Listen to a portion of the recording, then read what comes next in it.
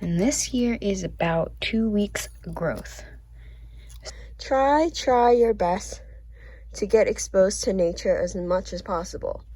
Little jam jar, what do? You can throw it out, but that wouldn't be very eco-friendly or sustainable.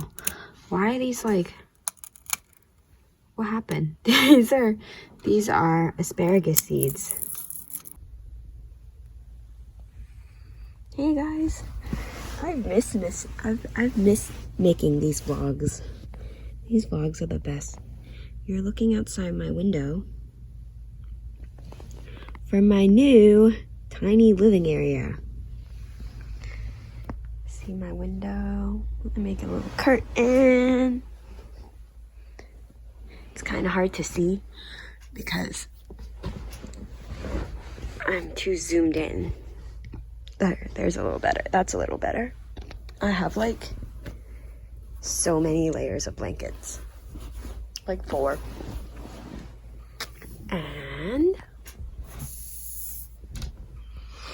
there's the rest of my room. It is so much bigger than a tiny house.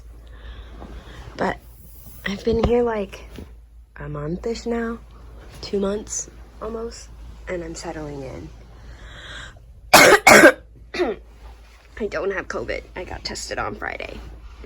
But yeah, why don't I get up and I'll show you around. Making a little video today to share 10 things you can do to live a community lifestyle, even though you are not in community for now. And it's a beautiful day. It's snowing. It's cold. My toesies are cold. And let's call that thing number 1. Thing number 1 is join your local Buy Nothing group. I've got someone coming by to pick that up as I no longer need it. And I posted it on Facebook and they wanted it, so they can have it. They're little lights to clip on your phone for if you want to take selfies, but never really got to using them. Thing number 2 that you can do, I still have a little mucus. Thing number 2 you can do is surround yourself with pretty, beautiful, natural things. I got these at Trader Joe's and then put them all over the house. They really made a difference in terms of bringing some life into our space because it's winter and winter sucks and it gets you down. But this helps. We're back up in my room. My gosh. It's like a tiny bit messy right now, but in my 30-day vlog, I filmed like how much junk there was everywhere, and this is where we are at now. Still a little bit of junk, but not that much. That's where I came from when I woke up and was looking out the window. So I'd say thing number 3 is to keep your number of things that you use down. This looks like a lot of stuff. Honestly, this is way more than the tiny house, but not really. Like all of this stuff is what I had in the tiny house. Like some things moved around, some things changed. Nothing embarrassing, I hope. And plants, lots of plants, notebooks, a desk area. And I have 2 beds, and I recently moved over to sleeping over there because I love it so much better having a window. So that's thing number 3, is to keep your belongings like to a minimum. Thing number 4 is nature. Try your best to get exposed to nature as much as possible. And what I mean is like, this didn't used to exist. Like I made this whole thing. And I'd say that's like medium to like easy difficulty. It's just a piece of plywood. And I painted some, what was this, a 1x6? Yeah, I think 1x6. And then added a block, added some more reinforcing pieces, screws and lumber cut down to size. So even if you just have like a circular saw, you'd be able to get all of this done. And I had a windowsill before. But that's it. that's thing number 4. Thing number 5 is coming to you a few days later because I wanted to clean up my room. But here it is. Thing number 5 is upcycle, however small or big you're able to. So this little chunk of candle and some from there was melted to create this bad boy here. And I was actually so proud of this because I had a birthday recently, and you know those little birthday candles? They turned out to be the perfect little, like, starter new upcycle candle. I used the wick plus the candle, stuck it in there, melted a bunch of wax, and you can see it's working well. So that's one example. Here's another example. Little jam jar. What do? You can throw it out, but that wouldn't be very eco-friendly or sustainable. Why are these like, what happened? These are asparagus seeds. So the idea is I will save just the seeds in this little jar. Thing number 5, upcycle where you can. And thing number 6 is learn more about gardening and permaculture and subsistence farming. And obviously this is like the smallest scale possible. This is like a type of lettuce. This is a bok choy. This was a baby bok choy. And this here is about 2 weeks growth. So I saved the end from dinner the other night and stuck it in water. That's all I did. You leave it on a windowsill somewhere sunny and it will grow. I did nothing else. And that will bring just so much freshness into your life. Change out the water every couple of days. I'm sure many of you already know. But that is thing number 6. While we're in my little office area, let's talk networking. Thing number 7, networking and doing what we can. Some of you might have heard of citizenscience.gov. Others of you have heard of like ic.org. There are Facebook homesteading page, Reddit, to name a few. But if you can, look for ones where you can contribute right away, you know, instead of just discussions. Look for ways where you can build your skills and give back. Like, join a collective community at different capacities. Like, for example, like where I am right now, this is Hingham, Massachusetts. You can see the little logo. That's Hingham's logo. And we have an affordable housing issue here in Hingham. And I am learning more now that I live here.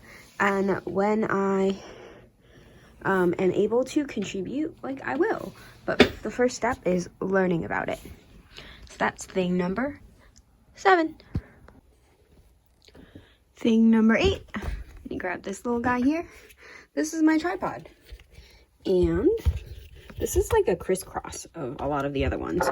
And as you know, like permaculture, communities, homesteading, it's all about cross-functional skills and initiatives and everything else. So the reason I brought that up is because my tripod holds my phone sometimes, and I have a need to have something that works. But my little selfie stick clip thing, you know, those plastic ones, it broke. So thing number 8 is staying creative. Find creative ways to do what you like, attempt to build a skill, and still do something you enjoy. So this little wooden guy I made, I think, in a couple of hours. You could probably do this all with hand tools, but got some inspiration online. Looked for this, and then I wish I could show you, but really, like, the phone goes right here, and I can tilt it to whatever angle I want. And that is thing number 8, staying creative. Thing number 9, This one's easy. Drink some kombucha. Keep up with making kombucha. You'll enjoy it. It'll bring you closer to nature. You'll love it. You'll drink less soda. You'll cut down on your packaging waste. All good stuff. And lastly, for thing number 10, and I wanted to bring you guys over to my little makeup corner because I came over here and put some color on my face anyway. Thing number 10, I chose continue to build your skills. And skill building involves practical skills. So for example, I am working temporarily. I have a new temp job as a construction worker, which I'm excited about. It's carpenter's helper position, and I am doing plastering, I'm doing tile work, I'm doing small scale carpentry. I only worked for like 3 days last week, but it's a step in the right direction, and hopefully that will bring me one step closer to actually building a tiny house. Skill building involves keeping up with therapy sessions, keeping up with mental health, building mental resilience. It's been tough, honestly. It's winter. I don't like winter. Winter really has an effect on me, brings me down, takes away my motivation. But it's important, because if you want to live in community at some point in your life, you will need to be resilient. You will want to be fully functioning as much as possible. You'll want to be able to contribute to your community and bring strength to it. So with all that said, we will leave today's video here. Hope to see you guys all soon. Bye. Oh, I forgot to say. So, thank you to those of you who have stuck around. I know that my latest videos have been Cantonese DIY videos. Hope you guys can see the value in me pursuing those types of videos. I do enjoy making them. They take a lot more time to create. I have to make subtitles, but I see that as the best way I can contribute to the effort of equality right now. I don't live in community. I can speak from experience of what it's like to be an immigrant here in the United States, and if I can bring some better quality of life for some folks by providing accessibility for the DIY content that I'm able to do, then that makes me feel wonderful. Like, I want to be able to keep doing that. This YouTube thing is pretty new to me, somewhat new to me. I think that between the small Cantonese community and the small community on YouTube, it would be difficult for me to separate what I'm doing into different channels. I also want it to be maybe like a first, like most other people might not do it, but I want to combine it all. I think that having one central channel where all of my work and the different aspects of who I am is in one place is very attractive and alluring to me. So hopefully that's okay with you guys, and you guys will stick with me through it. And I have other ideas for community videos that I've been thinking about. I've been brainstorming a type of solar dehydrator that I want to test out and do.